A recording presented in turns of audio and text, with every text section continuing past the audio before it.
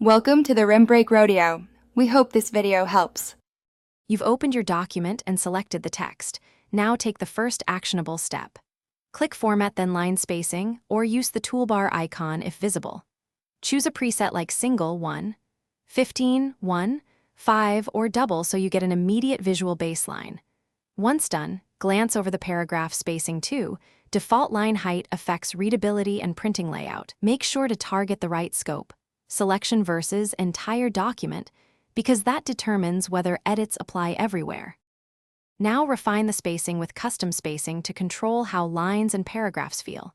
You'll enter a numeric line height, try 1, 15, 1, 5, or experiment with 1, 2 to balance density and readability. Then set before and after paragraph spacing to eliminate awkward gaps, small values like 6 pt or 0.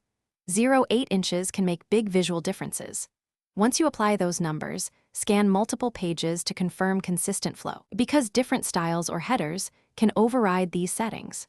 Finish by applying the spacing to your document's normal or chosen style so changes persist.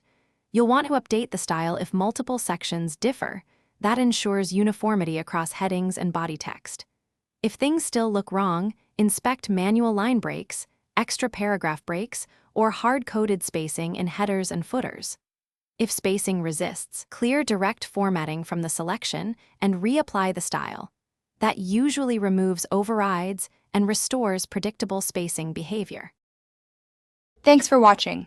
Consider subscribing if we helped you.